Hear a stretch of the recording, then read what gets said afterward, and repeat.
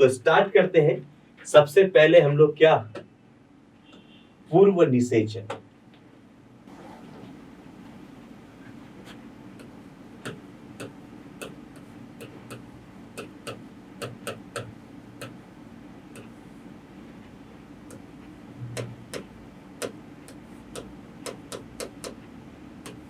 Pre fertilization event. जब भी आप उच्च पादपों व उच्च जंतुओं को देखते हैं तो निषेचन के पहले की अवस्था में हमने पढ़ा है कि लैंगिक जनन में दो पितृक चाहिए, पैतृक दो द्विपैतृक है, एक नर व एक मादा। तो दोनों के अंदर जनरली होता है गैमीटोजेनेसिस, युग्मक जनन। क्या होता है? युग्मक जनन। तो पूर्व निषेचन की घटना में सबसे इंपॉर्टेंट घटना क्या है? उच्च पादपों, उच्च पादप एवं उच्च जंतु दोनों के अंदर लैंगिक जनन के पूर्व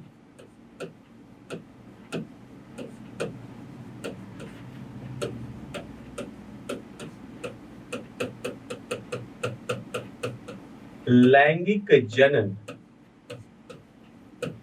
करने वाली, लैंगिक जनन के पूर्व लैंगिक जनन करने वाली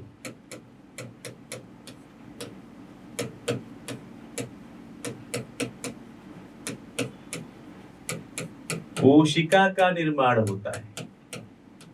लैंगिक जनन करने वाली कोशिका का निर्माण होता है, जिसे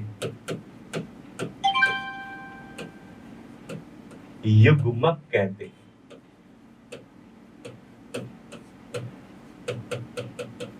जिसे क्या कहते हैं बच्चे? जिसे युग्मक कहते हैं। क्लियर? यह प्रक्रिया युग्मक जनन कहलाती है, गैमेटोजेनेसिस। युग्मक बनाने की प्रक्रिया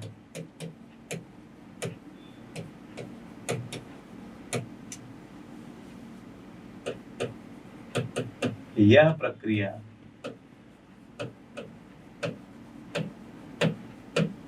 युग्मक जनन गैमीटोजेनेसिस कहलाती है। क्या कहलाती है बेटा?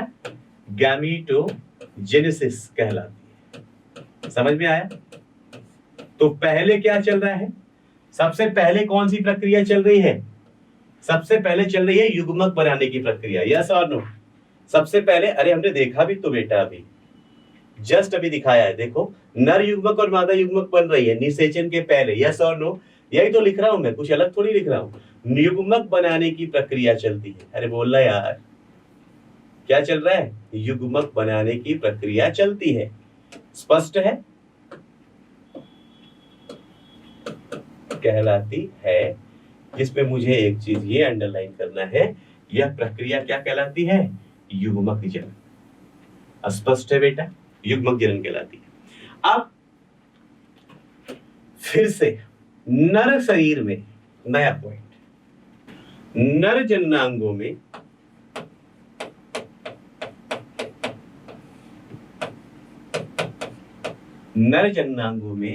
नर युग्मक, मेल गैमीट,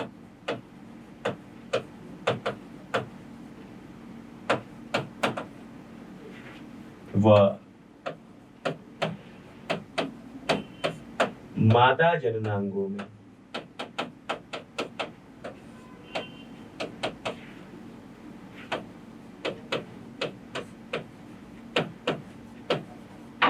मादा युग्मक, फीमेल गैमीट बनता है।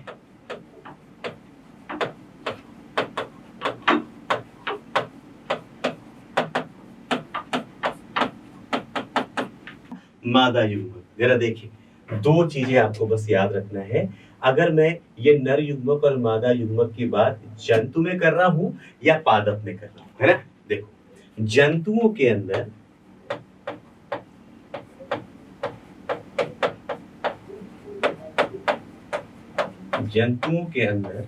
जो नर युग्मक बनता है, बेटा टेंशन इसलिए नहीं लेना, अभी तो इसने बस इंट्रोडक्शन दिया है।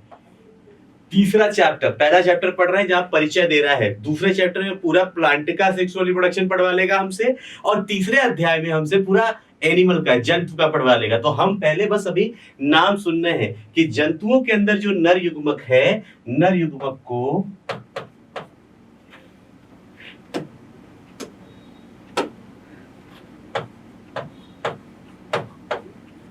पुमड़ु या शुक्राणु कहते हैं। आप तो शुक्राणु ही याद रखना, पुमड़ु या शुक्राणु कहते हैं। क्लियर है बच्चे?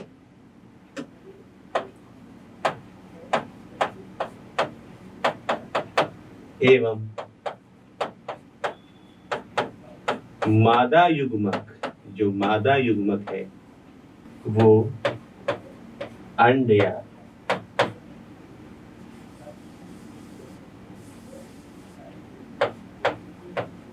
अंड या अंडाणु, मादा युग्मक को क्या कहते हैं? अंड या अंडाणु कहा जाता है। क्लियर है? अंडाणु कहते हैं। ये किसके लिए लिखा मैंने? ये रेड कलर में जब भी यूज करूं बायोलॉजी में, समझ लो खून है, ये खून बहाया है मैंने, ये जंतुओं की बात कर रहा हूं। किसकी? जंतुओं की। बड़ी सामान्य सी बात है, बच्चों को ऐसे ही पता है कि मेल के अंदर स्पर्म होंगे, शुक्राणु होंगे, फीमेल के अंदर एग होगा, अंडाणु होंगे। बड़ी सरल सी बात। यस और नो?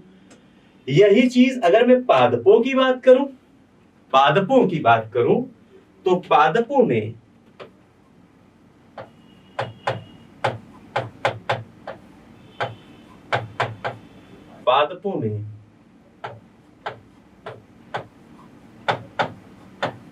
नर युग्मक, पादपों में नर युग्मक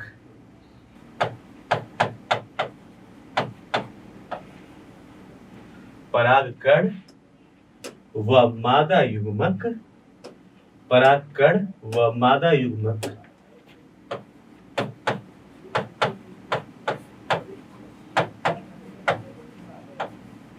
परागकण व मादा युग्मक क्या होती है? मादा युग्मक कौन सी होती है बेटा? मादा युग्मक को वही फिर से अंड कोशिका ही बोलते हैं, या अंड कोशिका होती है। ये बहुत जनरल सी आपको क्या हो गई, एक इंफॉर्मेशन हो गई कि भैया यहाँ पे या कहाँ पे क्या होगा, बस खत्म बात। जब आप ये सीख जाते हैं कि गैमेटोजेनेसिस होगी, हमने सीखा भी है गैमेटोजेनेसिस होगी।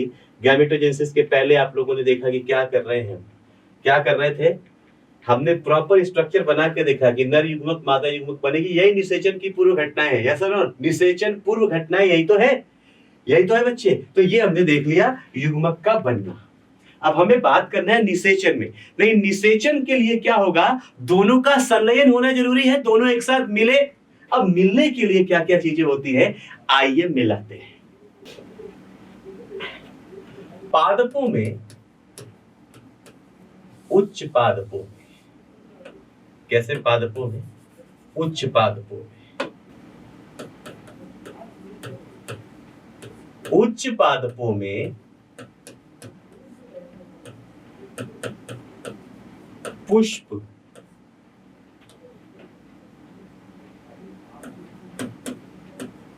पादप का जननांग होते हैं। पुष्प क्या होते हैं बच्चे? पादप का जननांग होते हैं। उच्च पादपों की अगर मैं बात करूं तो ये क्या होते हैं? जननांग होते हैं। जैसे आप देखेंगे पुष्प बना रहा हूं और उस फ्लावर का कंप्लीट स्ट्रक्चर आप देखेंगे तो आपको समझ में आ जाएगा।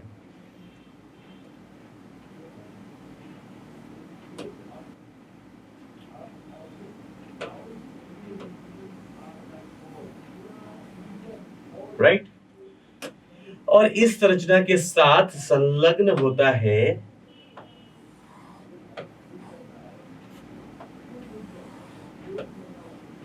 बहुत अच्छे से समझना, बहुत बढ़िया बढ़िया सी बातें हैं।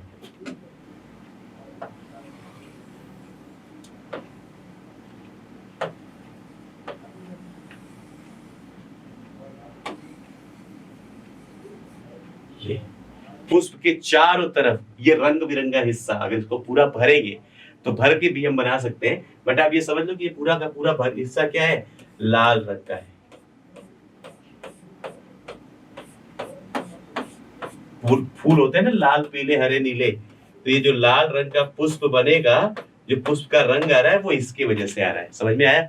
इस रचना की वजह से। और पुष्पों में क्या होता है, पुष्पों में सबसे बाहर की तरफ, ये तो सबने देखा है, हरे रंग की पत्ती जैसी संरचनाएं होती है। क्या होता है? ग्रीन लीफी स्ट्रक्चर होता है ऐसा। जो जब ये कली के रूप में था ना, जब ये कली के रूप में था, तब यहाँ पे प्रॉपर एक कली इससे बनी थी।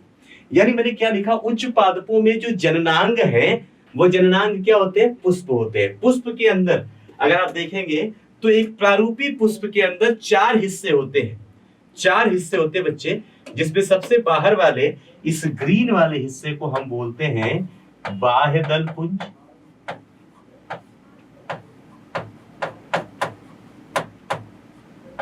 क्या बोलते हैं? बाह्य दल पुंज। बाह्य दल पुंज के बाद इस रेड वाले स्ट्रक्चर को, इस दूसरे भाग को हम बोलते हैं दल पुंज। दल पुंज, बाह्य दल पुंज और दल पुंज। इस तीसरे हिस्से को हम बोलते हैं पुंकेसर। और ये जो चौथा हिस्सा है, इसे हम बोल देते हैं स्त्रीकेसर।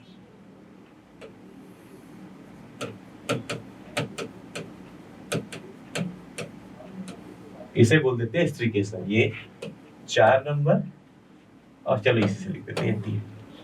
पुष्प के अंदर क्या बना? जो जननांग बना, 4 संरचनाएं हो गई। इसमें से ये जो 2 संरचनाएं हैं, बहुत ध्यान से, ये 2 संरचनाएं जो है, कौन सा कलर लो, ये 2 संरचनाएं, ये जननांग का काम कर रहे हैं, ये सेक्स ऑर्गन है। तो ये दोनों क्या करते हैं? ये दोनों पुष्प के अंदर, ये सेक्स ऑर्गन में नहीं आते हैं, ये इसके लैंगिक, अथवा आप बोल सकते हैं क्या, ये सहायक भाग है पुष्प के। ये क्या है? अलैंगिक, जिनका सहायक भाग, इनका लिंग बनाने में कोई योगदान नहीं है। लिंग कौन बना रहा है भाई? लिंग बन गया यहाँ पे स्त्रीकेसर, बन गई मादा जननांग, और पुंकेसर बन गया नर जननांग। क्लियर है बच्चे? अब हमने यहाँ पे तो क्या बनाया? हमने यहाँ पे तो बनाया उच्च पादपों में एक ऐसी कंडीशन हो सकती है, एक ही पे नर व मादा दोनों। जब ऐसी परिस्थिति होगी, क्या बोल रहे थे? एक ही पे नर व मादा दोनों, ऐसी परिस्थिति को क्या बोल रहे थे? आप ऐसी परिस्थिति को बोलते हैं उभय लिंगाश्रय, मोनोइसियस। यस और नो? संभव है, ध्यान देना, निम्न पादपों में और कुछ उच्च पादपों में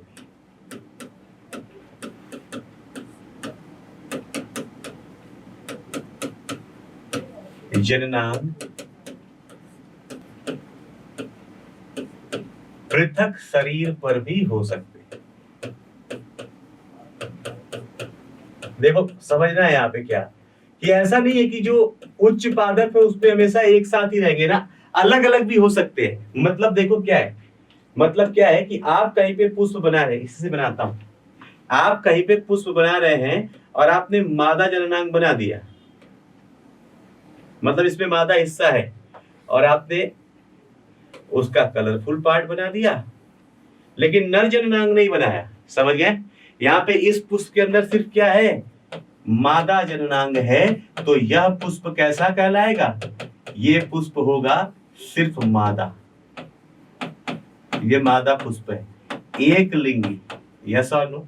संभव है कि कहीं पे आप ऐसा फ्लावर बनाएं कि आप उसके अंदर ये रंग बिरंगा भाग तो खूब भर दे, लो भर दिया, इसके खूब रंग बिरंगे भाग भर दिए, लेकिन यहाँ पे इसके अंदर सिर्फ क्या हो?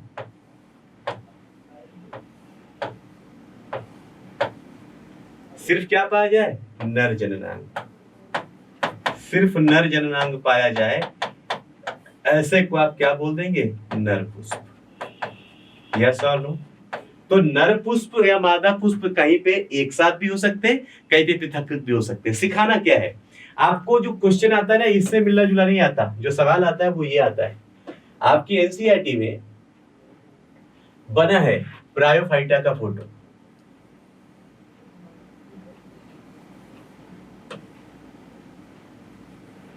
कुछ ऐसा सर। दो थोड़ा बड़ा बन गया, तो छोटा कर दें, क्योंकि इसी पे एक चीज और कवर करनी है मुझे। एक साथ जो सवाल आता है, जो क्वेश्चन पूछा जाता है, हार्ट शेप थोड़ा सा लो,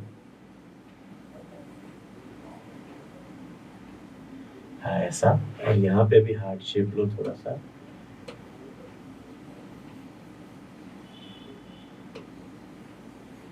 ऐसा। ये जो संरचना दिख रही है, इस पे ध्यान देंगे, इनके ऊपर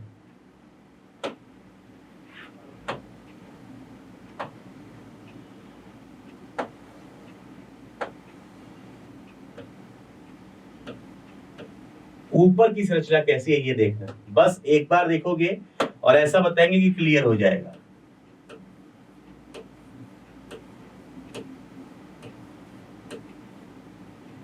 एक तो ऐसा है, एक ऐसा है। कौन ज्यादा सुंदर लग रहा है आपको? कौन ज्यादा सुंदर लग रहा है? ये वाला, जहां पे ज्यादा सुंदर है ना, ये मादा है। ब्रायोफाइटा के लिए दिखे गया आपको गैमेटोफाइट का स्ट्रक्चर बना रखा है। ये मादा है, ये नर है। आपके एनसीईआरटी में इसका डायग्राम बना है। आप अपनी एनसीईआरटी देखोगे तो आपको बच्चे इसका डायग्राम दिखेगा। एक बार मैं देखूं, शायद यहाँ पे डायग्राम दे रखा हो। ये रहा। ये जब स्ट्रक्चर्स आप देख रहे हैं बच्चे, तो यहाँ पे ध्यान से देखो, ये वाला स्ट्रक्चर, ये मैंने बना के भी दिखाया है। आप जब ये देख रहे हैं तो ये क्या सुंदर सा दिख रहा है। ये क्या है? आर्चिगोनियोफोर। क्या है बच्चे? ये आर्चिगोनियोफोर। और जब भी हम इसको देख रहे हैं, इसे फीमेल, मैंने क्या बोला, जो सुंदर होगी वो क्या होगी? वो मादा होगी, वो फीमेल होगी। क्लियर? यहाँ पे बताया था लड़कों के बाल देख लो, जैसे मन करे वैसे, जैसे मैं अभी दिख रहा हूं। उठा, पानी लिया, इधर उधर थोड़ा सा हाथ में लगाया, 2 बार इधर फेरे, 1 बार इधर फेरा, हो गया अपनी कंघी। तो ये हो गया एंथ्रीडियोफोर। हिंदी में इसे बोलते हैं पुंधानी, है ना, पुंधानी। छोड़ो, आप मेल थैलस, ये हो गया नर। आपसे सीधा क्या पूछा जाता है कि भैया ये बताओ कि ये ब्रायोफाइटा के मार्केंशिया का डायग्राम है बेटा। किसका है ये? मार्केंशिया का। आप पढ़ोगे आगे जाके, सॉरी पढ़ चुके हो आप 11th में मार्केंशिया के बारे में। ये मार्केंशिया का गैमेटोफाइट है। इसमें से कौन नर है, कौन मादा है, ये पहचानना, तो आप यहां से पहचान लोगे। क्लियर है? दूसरी चीज, जब आप आते हो यहाँ पे, ये डायग्राम जो बना हुआ है, ये है कारा का। किसका? कारा का। कारा क्या है? कारा एक शैवाल है। कारा एक शैवाल है, जहां पे ये एक्चुअली में कारा का डायग्राम दिखाया गया है, लेकिन यहां से स्पष्ट नहीं था, तो इन्होंने क्या किया, कारा के इस वाले भाग को जूम करके आपको दिखाया हुआ है। यहां पे कारा को जब देखते हैं तो कारा में क्या है कि यहां पे आपको बताना है कि नर व मादा कौन से है। और ये वाला जो कारा वाला है बेटा, ये नीट में 2 से 3 बार आ चुका है पिछले 10 सालों में, तो इसलिए ये बहुत इंपॉर्टेंट हो जाता है। ये वाला डायग्राम भी नीट में आ चुका है। मैं इसलिए इतना फोकस कर रहा हूं बिकॉज ये डायग्राम्स आपके एग्जाम में ऑलरेडी आ चुके हैं। तो जब आप कारा को देखते हैं तो कारा में 2 हिस्से हैं। ऊपर की तरफ है ऊगोनियम, ऊपर की तरफ क्या है? ऊगोनियम। ध्यान से देखें, ऊगोनियम को जब आप देखते हैं ना, तो इसकी संरचना जो इस पे बनी हुई है, अगर प्रॉपर बनाऊं तो इस पे लगता है कि ऐसा कुछ नुकीला सा हिस्सा निकला हुआ है। दिख रहा है बच्चे? ऐसा कुछ नुकीला सा हिस्सा यहाँ पे क्या है? निकला हुआ है। जो नुकीला सा हिस्सा निकला हुआ दिखाई दे रहा है, ये निकले हुए हिस्से की वजह से नुकीला और निकला, इसे हम बोलते हैं न्यूक्यूल। याद कर लेना, हिंदी में भी लिखूंगा तो यही लिखूंगा, न्यूक्यूल। क्लियर? इसे क्या बोलते हैं बच्चे? न्यूक्लियूल। न्यूक्लियूल क्या है? Female sex organ. नुकीला है। मेल इंसान बेचारा कैसा? गोलू मोलू सा, सीधा साधा, है ना। अब देखो क्या है, सीधी सी बात है, जीवन में एक बात बहुत सच्चाई है कि जो मादा है, मादा के आगे इंसान, नर जो है, नर बहुत सीधा साधा और बहुत गोल मटोल ही है। मादा नुकीली, नर कैसा, गोल मटोल। तो मेल होगा नीचे। गोल मटोल है, वो नुकीली थी, नुक्यूल बोला। ये गोल है, ग्लोब्यूल बोलते हैं। क्या बोलते हैं बेटा? ग्लोब्यूल बोलते हैं। क्या बोल देते हैं इसे? ग्लोब्यूल। नुक्यूल और ग्लोब्यूल, कारा के अंदर नर व मादा। इसमें एक सवाल और पूछा जाता है, कौन ऊपर कौन नीचे।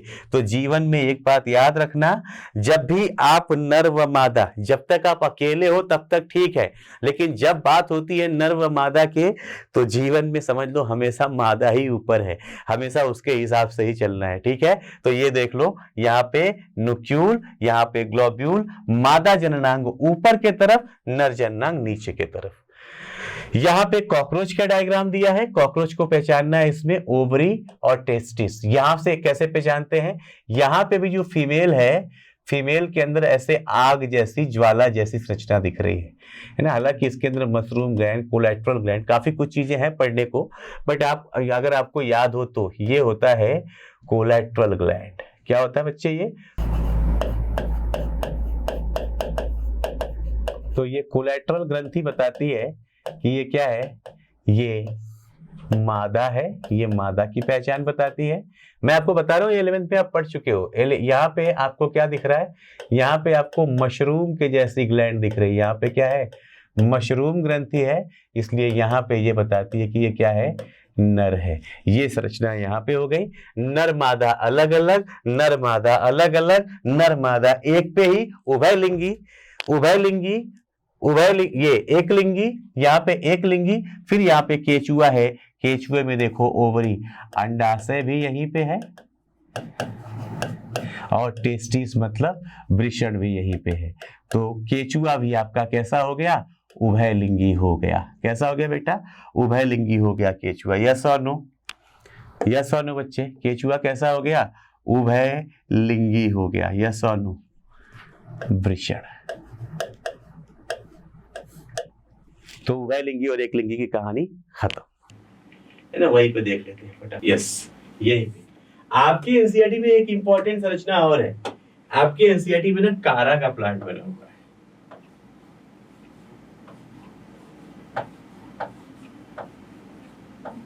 जब कारा का प्लांट देखते हैं ना, तो कारा का प्लांट के ऊपर सवाल आ चुका है, कारा का प्लांट है कैसा।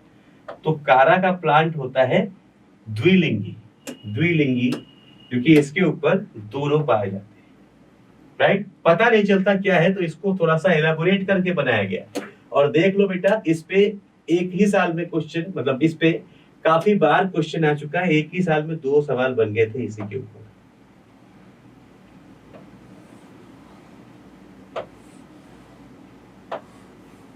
थोड़ा जूम कर दिया और कुछ नहीं किया, इसको क्या कर दिया, जूम कर दिया। जब जूम करते हैं तो देखते हैं हम, यहाँ लाइन खींच दो, जूम कर दिया तो देखते हैं कारा के अंदर कंडीशन क्या है कि कारा के अंदर 2 संरचना है। अभी आपको दिखाया भी था। इस पे क्या सवाल आएगा और क्या सवाल आया है वो भी बताता हूँ। कारा के अंदर 2 संरचनाएं हैं बेटा, आपको स्ट्रक्चर दिख जाएगा। ये देखो, यहाँ पे पूछता है कि फीमेल कहाँ है और मेल कहाँ है। फीमेल कहाँ है, मेल कहाँ है। तो यही चीज मैं आपको दिखाने जा रहा हूँ बना के, कि मेल कहाँ है, फीमेल कहाँ है। तो इसका सीधा जवाब ये है कि जब भी हम कारा का प्लांट देखते हैं जो द्विलिंगी है, तो कारा के ऊपर, अब यहाँ पे देखना, आपको ये नाम पूछा जाएगा और आपको बताना पड़ेगा। कारा के ऊपर यहाँ पे ऐसी थोड़ी नुकीली सी, कैसी नुकीली सी, ये ऊपर जो होगा, ऊपर है मादा, मादा जननांग, जिसे हम बोलते हैं न्यूक्यूल। हिंदी में भी यही बोलते भैया, न्यूक्यूल बोलते हैं। और नीचे है नर जननांग। नीचे क्या बच्चे, नर जननांग है, ऐसा गोल सा। देखो नर कैसा है, गोल सा, सीधा साधा गोल सा। मादा कैसी है, नुकीली, टेढ़ी, टेढ़ी मेढ़ी, नुकीली सी, है ना। वैसे ही मादा नुकीली उतनी खतरनाक, चुप, है ना। तुम लोग नहीं जानोगे, शादी ब्याह होगा तब समझ में आएगा तुम्हें, है ना। अभी क्या जानोगे तुम लोग। ये देखो, ये मादा जननांग हो गया, ये हो गया बेटा नर जननांग। नर जननांग को हम बोलते हैं जैसे इसको न्यूक्लियूल बोला है, इसको बोलते हैं ग्लोब्यूल, है ना। तो दो सवाल आया। ये हमने बनाया क्या है, ये हमने बनाया है कारा। कारा जो क्या होता है, एक शैवाल होता है। उस शैवाल के ऊपर जननांग की बात करते हैं तो कारा जो है वो द्विलिंगी है, और हमने दोनों लिंगों को बना के देख भी लिया है। ये इस पे सवाल सबसे ज्यादा पूछे जाते हैं, इसलिए मैंने बना के दिखा दिया कारा के बारे में। क्लियर बच्चे? आपको ये पूछे जाते हैं फीमेल प्रोथैलस कौन है और मेल प्रोथैलस कौन है, तो फीमेल और मेल पहचानना आप समझ गए। ये दो सवाल पूछे जाते हैं। ये आपने ये भी सीख लिया कि भाई कुछ निम्न, जैसे शैवाल है लिखा है ना, कुछ निम्न पादपों में भी उभयलिंगी हो सकते हैं और कुछ उच्च पादपों में भी एक लिंगी हो सकते हैं। यस और नो, यानी जहां पे भी होंगे मादा नर होंगे और वो वहां पे युग्मक बनाएंगे। यस और नो, युग्मक बनाएंगे, और युग्मक बना के क्या करेंगे बच्चे, युग्मक बना के अपनी पीढ़ियां आगे चलाएंगे। लो अब देखो यहाँ पे क्या होने वाला है। अब सीख गए, नर मादा एक पे भी हो सकते हैं, अलग भी हो सकते हैं, सारी कहानी। अब एक बड़ी सिंपल सी बात है भैया, जहां पे नर है, नर के अंदर नर युग्मक, मादा के अंदर मादा युग्मक। बस आपको एक चीज और बतानी है, उसके लिए कहानी कर रहे हैं। एक छोटी सी बात है, एक सिंगल लाइन। हम लोग जो लैंगिक जनन की बात कर रहे हैं, ये जनरली हम बात कर रहे हैं उच्च पादपों में। किसके अंदर? उच्च पादपों में। और उच्च पादप जितने भी हैं, उच्च पादप या उच्च हम जो जीव हैं, इनके अंदर जनरली इनकी जो अवस्थाएं होती हैं ये पाई जाती हैं द्विगुणित अवस्था। किस अवस्था में पाई जाती है बच्चे? द्विगुणित अवस्था में पाई जाती है। मतलब इनके अंदर जो डीएनए होता है वो दो सेट में होता है, 2n के फॉर्म में होता है। क्लियर? और द्विगुणित अवस्था में मतलब ये भी 2n है, ये भी 2n है। समझना, अगर 2n से हम यहाँ पे सूत्री विभाजन कर दे, समसूत्री विभाजन, तो दोनों के अंदर 2n आएगा और इनके संलयन से जो बनेगा उसके अंदर 4n हो जाएगा। इसलिए जब भी नर या मादा के अंदर युग्मक जनन होता है, क्या हो रहा है? युग्मक जनन। यहाँ पे नर के अंदर बोलते हैं नर युग्मक जनन, नर युग्मक बन रहा है तो नर युग्मक जनन। मादा के अंदर बोल देते हैं मादा युग्मक जनन। अगर हम कॉमन बात करना चाहें, समझ लेना बेटा, बहुत सिंपल सी बातें हैं। अगर हम कॉमन बात करना चाहें पूरे के युग्मक बनने को क्या कहते हैं, तो इसे सीधे सीधे क्या बोल देंगे? युग्मक जनन। सेपरेटली क्या बोल देंगे? युग्मक जनन। यहाँ पे जो युग्मकों का निर्माण होता है, नर व मादा युग्मक, यहाँ पे जो मादा युग्मक है ये बन गई n और ये बन गई n। यहाँ पे हमें ये सीखना है कि भैया जब भी युग्मक जनन होगा, द्विगुणित अवस्था से अगुणित अवस्था बननी है। क्या बननी है? द्विगुणित से 2n से n बनना है। समझ लो बेटा, 2n से क्या बनना है? n। इसलिए यहाँ पे हमेशा अर्धसूत्री विभाजन होगा। कैसा होगा? अर्धसूत्री विभाजन।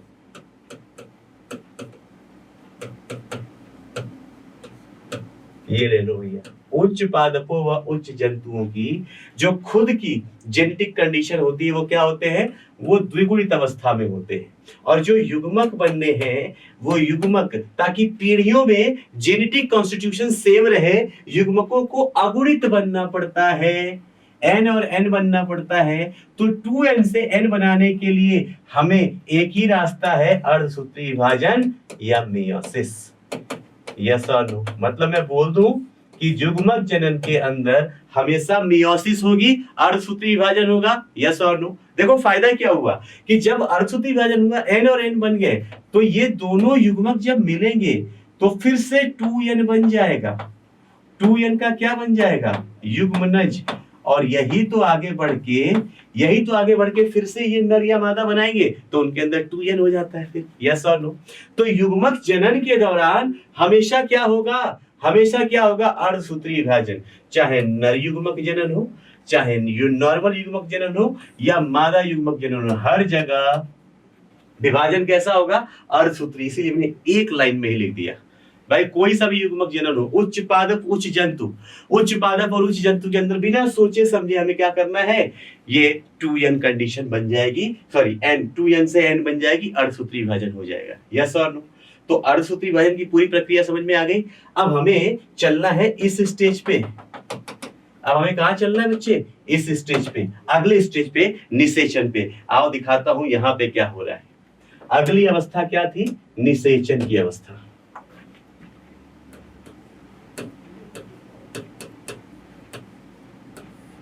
फर्टिलाइजेशन।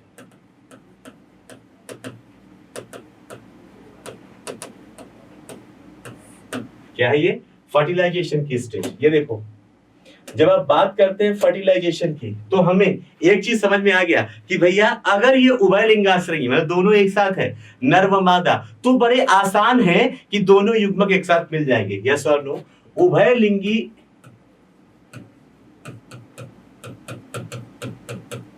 उभयलिंगी जंतु एवं पादपों में, उभयलिंगी जंतु एवं पादपों में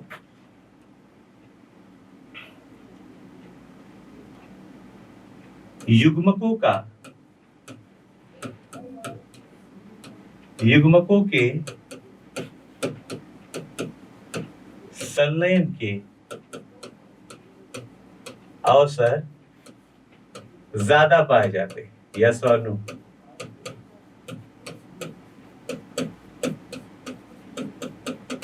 इनके अंदर संलयन के अवसर क्या होते हैं? ज्यादा पाए जाते हैं, ज्यादा चांसेस होते हैं दोनों के फ्यूज होने के।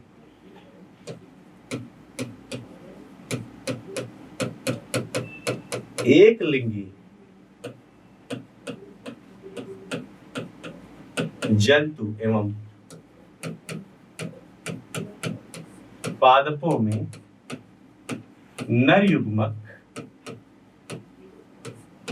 व मादा युग्मक अलग अलग बनने के वजह से, अलग अलग स्थानों पर, नर युग्मक अलग बना, मादा युग्मक अलग बना, बना के दिखाया है, अलग अलग स्थानों पर बनने की वजह से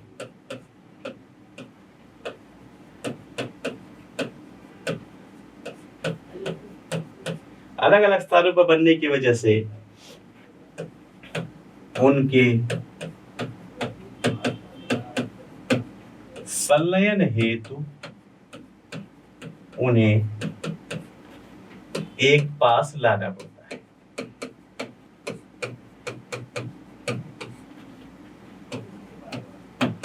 एक पास क्या करना पड़ता है? लाना पड़ता है। आप जरा सुनिएगा, एक छोटी सी बात लिख रहा हूं।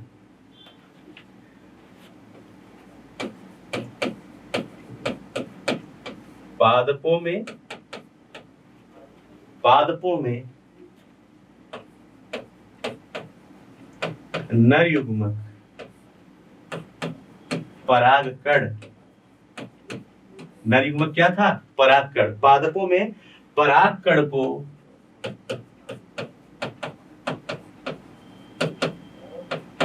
स्त्री केसर तक लाने की क्रिया परागण कहलाती है। मतलब यहां पे परागण होगा, पॉलिनेशन होगा। क्या होगा बच्चे? पॉलिनेशन होगा, परागण कहलाती है। नर युग्मक को स्त्री केसर तक लाने की प्रक्रिया को क्या कहते हैं? परागण कहते हैं।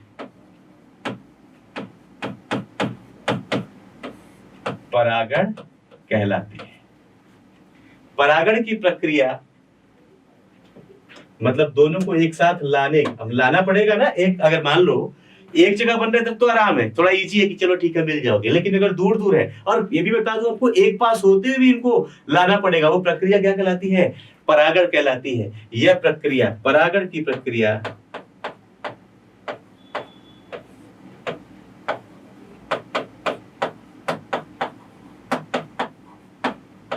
परागण की प्रक्रिया जल, वायु,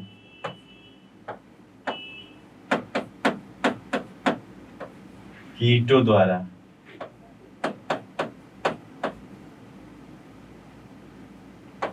अथवा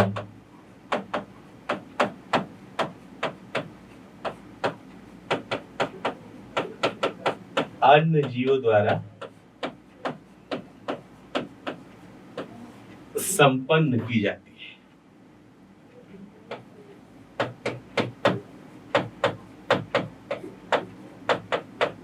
क्या बोला? जो परागण की प्रक्रिया है वो परागण की प्रक्रिया अन्य जीवों के द्वारा संपन्न कर दिया जाता है। कभी हवा, पानी, बिजली, बिजली नहीं सॉरी, हवा, पानी, कीटों के द्वारा, या कभी कभी ये किसी जीव के द्वारा क्या कर दिया जाता है? संपन्न कर दिया जाता है। स्पष्ट है बच्चे? क्लियर है? निषेचन में हम मतलब क्या हो गए? ये दोनों एक पास लेके आ गए। अब क्या कर गए? इन दोनों को एक पास लेके आ चुके हैं। क्लियर है? अब देखें आगे क्या बोल रहे हैं। अगला, अब जीवों की बात कर रहे हैं। लाल रंग मतलब क्या? जीव। जंतुओं में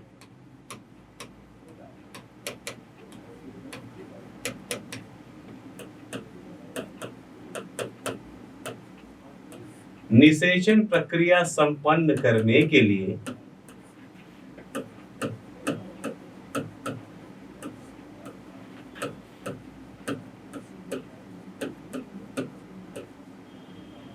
करने हेतु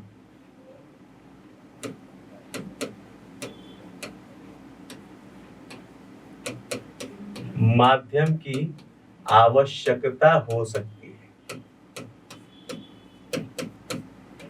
माध्यम की आवश्यकता हो सकती है। ऐसा नहीं कि जंतुओं को माध्यम नहीं चाहिए, जंतुओं को भी माध्यम की आवश्यकता हो सकती है। जैसे उदाहरण के लिए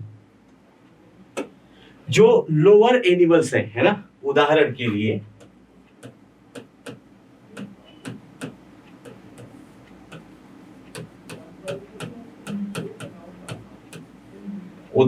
लिए निम्न जंतुओं में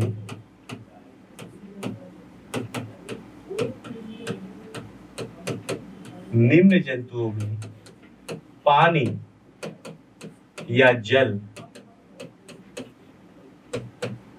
निषेचन के माध्यम का काम करता है। निषेचन के माध्यम का काम करता है।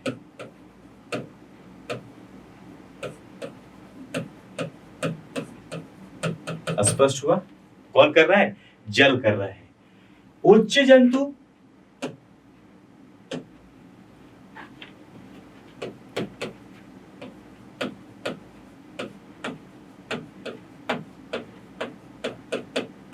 उच्च जंतुओं में भी नर व मादा युग्मकों का संलयन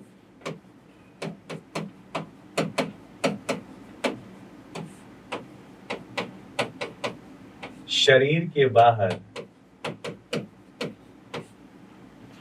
बाहर किसी माध्यम में हो सकता है।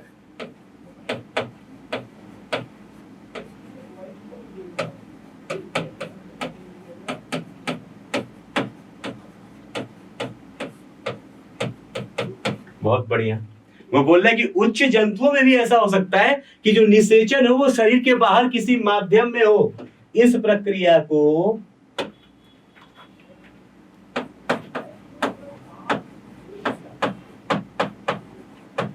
यह प्रक्रिया बाह्य निषेचन कहलाती है।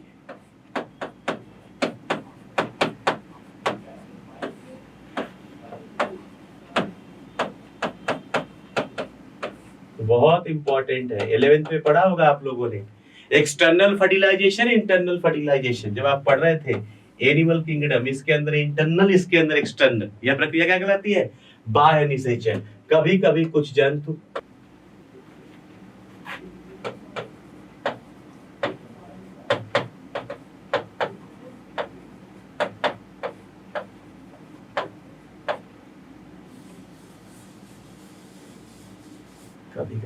कुछ जंतुओं में या कुछ जंतु अपने शुक्राणु सीधे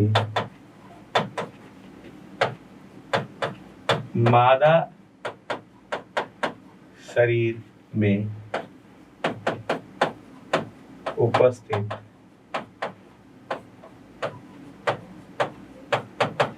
जननांग के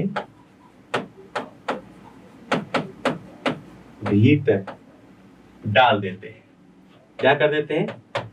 मादा जननांग में डाल देते हैं, मादा शरीर के भीतर ही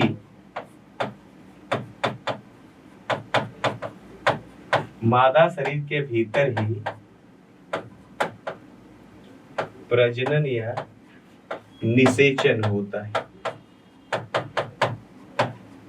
निषेचन संपन्न होता है, शरीर के कहाँ हो? भीतर संपन्न होता है। यह प्रक्रिया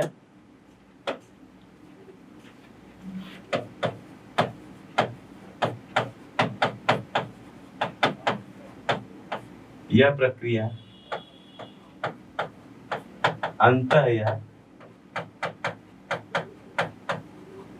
आंतरिक निषेचन कहलाता है।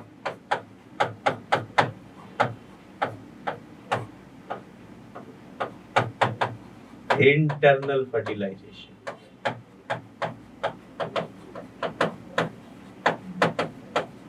इंटरनल फर्टिलाइजेशन कहलाती है। मतलब जीवों में जो फर्टिलाइजेशन है, जो निषेचन है, वो दो तरीके से हो रहा है। वो कभी तो हो रहा है अंतः निषेचन। यस और नो? आप एनसीईआरटी पढ़ोगे बेटा, आपको मिलेगा, बाहर का कुछ नहीं है। अपनी किताब पढ़ो, जो भी बुक है आपकी, आप पढ़िए, वहां पे आपको ये मिलेंगी चीजें। निषेचन कैसे हो सकता है? बाहर भी हो सकता है शरीर के, अंतः निषेचन भी हो सकता है, बाहर भी हो सकता है। तो निषेचन दो प्रक्रिया से हो गया। यहाँ पे माध्यम की आवश्यकता हो सकती है, वो कीट पतंगे, वो क्या लेके आ सकते हैं? वो आपके पराग कण को लेके आ सकते हैं। यस और नो? आ गया, निषेचन हो गया। यस और नो?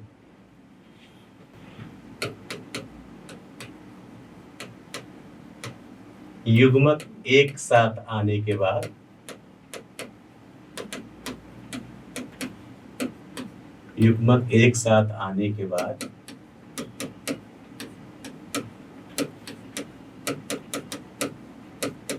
निषेचित होकर, अब चाहे वो बाहर किसी माध्यम में आए या शरीर के अंदर, निषेचित होकर युग्मनज बना लेते हैं। क्या बना लेते हैं?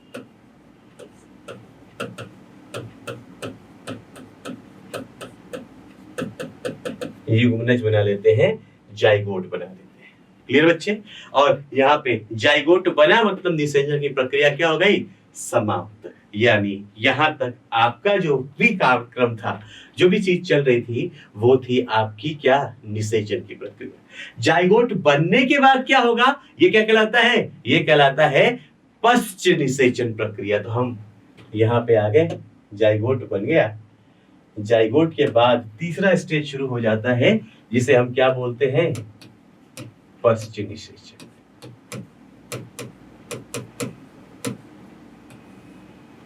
पश्च निषेचन घटनाएं यहाँ पे क्या हो रहा है देख लेते हैं। अगर ये पश्च निषेचन घटनाएं हम बात कर रहे हैं जंतुओं के अंदर, किसके अंदर बात कर रहे हैं? जंतुओं के अंदर, मतलब एनिमल्स में। जंतु के अंदर युग्मनज बन गया है,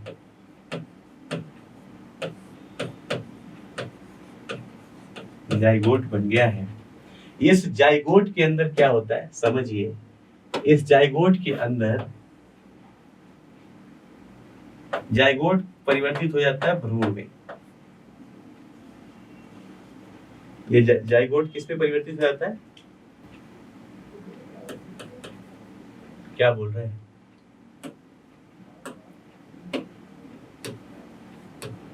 युग्मकों के संलयन से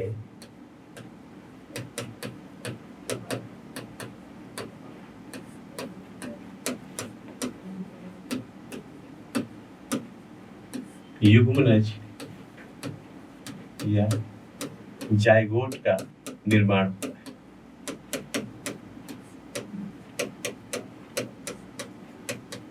क्या बन जाता है, जाइगोट का निर्माण हो जाता है। जाइगोट का निर्माण हो गया मतलब हमारी यह प्रक्रिया पूरी हो गई निषेचन की। यहां के बाद क्या आ जाएगी, फर्स्ट निषेचन, थर्ड स्टेज फर्स्ट निषेचन प्रक्रिया। यस और नो, क्या आ जाएगी बेटा, फर्स्ट निषेचन प्रक्रिया। जरा देखेंगे फर्स्ट निषेचन प्रक्रिया में क्या है। फर्स्ट निषेचन प्रक्रिया में अगर मैं बात करूं कि जंतु के अंदर क्या होता है, पादप के अंदर क्या होता है, दोनों का सीखेंगे, है ना, दोनों का सीखेंगे। हम अभी बात कर रहे हैं जंतुओं के अंदर। किनके अंदर बच्चे,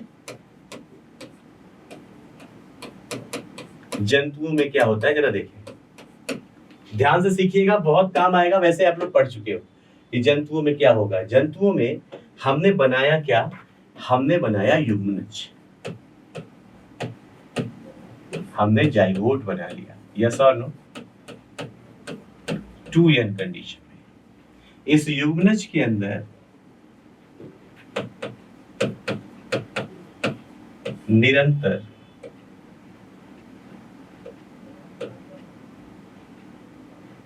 समसूत्री विभाजन,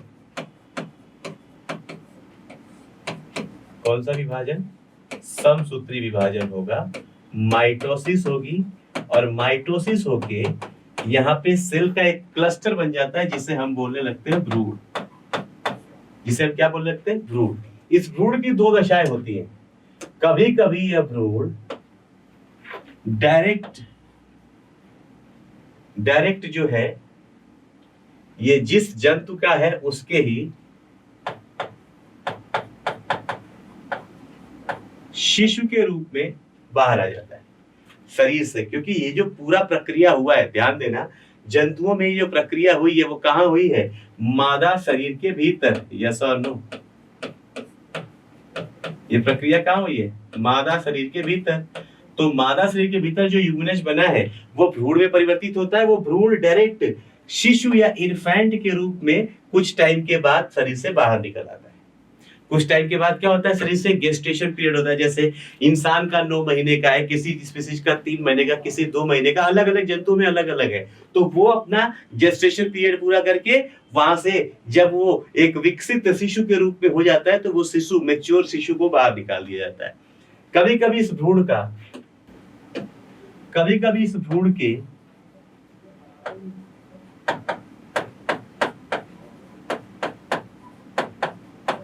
भ्रूण के चारों ओर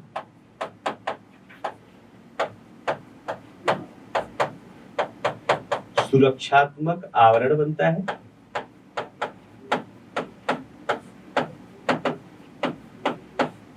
भ्रूण के चारों ओर सुरक्षात्मक आवरण बन जाता है और यह भ्रूण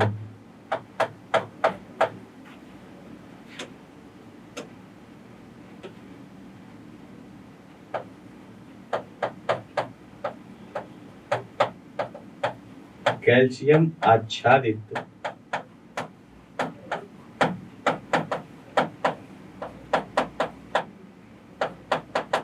अंडों में परिवर्तित हो जाता है। मतलब क्या बोला, कभी कभी तो डायरेक्ट बेबी निकल आया और कभी कभी अंडे बन गए। यस और नो, अंडों में परिवर्तित हो जाता है। दो कंडीशन,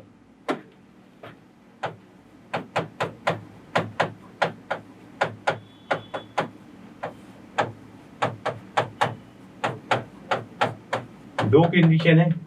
इस भ्रूण की दो परिस्थितियां हैं, कंडीशन नंबर 1, कंडीशन नंबर 2। ये भ्रूण क्या हो सकता है, डायरेक्ट बेबी बना सकता है, कभी ये एग बना सकता है। अगर ये एग बना रहा है, अगर ये एग बना रहा है और एग शरीर से बाहर आता है तो इसे बोलते हैं अंडजनक। इसे क्या बोलते हैं, अंडजनक, ओविपेरस। और अगर यह शिशु बना रहा है, क्या बना रहा है बच्चे, अगर यह शिशु बना रहा है तो इसे हम बोलते हैं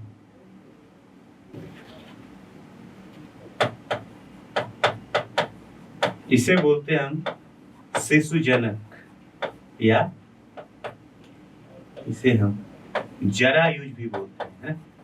जरायुज बच्चे पैदा करने वाले, अंडजनक या अंडयुज, अंडे देने वाला, ये लो, ये ह्यूमन के अंदर चल रहा है। और यहाँ पे और सीखना है, ये तो भ्रूण का डायरेक्ट हो गया, या अंडे में बदल गया या इसमें। कभी कभी भ्रूण जो है वो लगातार कई सारी लार्वा परिस्थितियों से होके गुजरता है और तब जाके ये बनता है ना। भ्रूण का भी कभी कभी तो सीधा विकास हो जाता है अंडे या शिशु में, और कभी कई भ्रूणीय अवस्थाएं आती हैं, उसे हम बोलते हैं क्या, इनडायरेक्ट, है ना, इनडायरेक्ट डेवलपमेंट। खैर इतनी बातें आपको सीख जानी है। अंडे यूज हो सकती है, जरा यूज हो सकती है। ये था जंतु के अंदर। पादपों के अंदर की क्या कहानी है देखिए।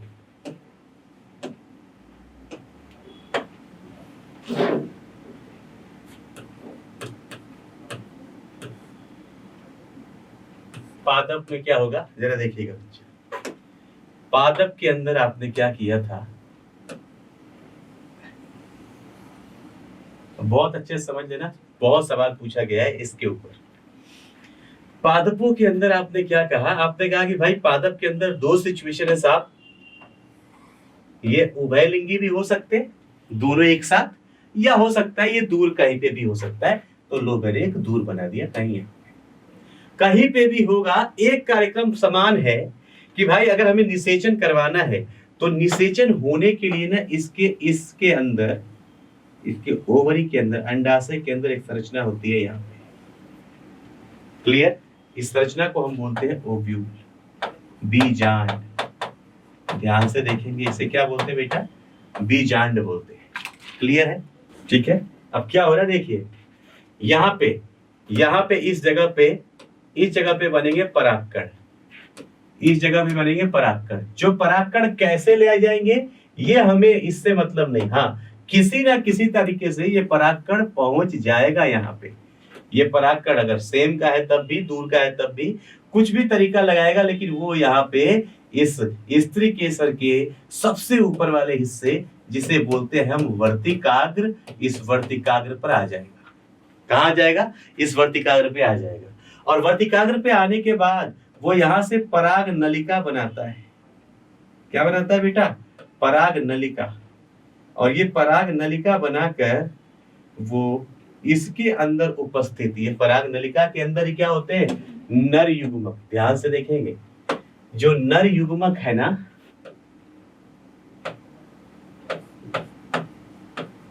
वो यही होते हैं, नर युग्मक यहाँ पे। और मादा युग्मक जो है वो मादा युग्मक है बच्चे इस जगह पे।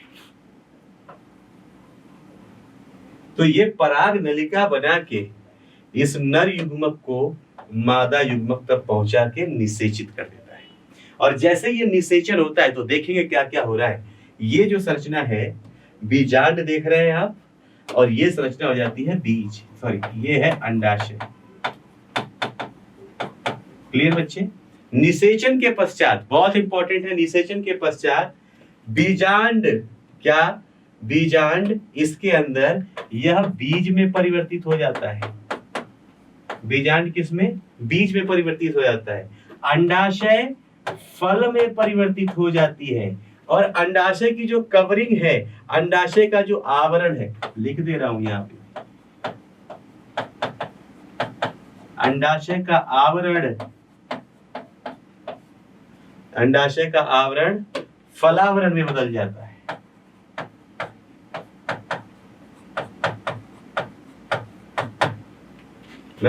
मतलब जैसे निषेचन हुआ, ये इतना स्ट्रक्चर देखो, बस इतना, ऊपर वाला सब गायब हो जाता है।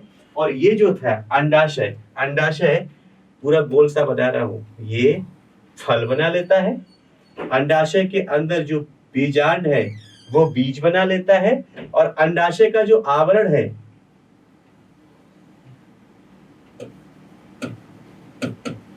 वो फल आवरण बना लेता है। मतलब ये बन गई फल भित्ति,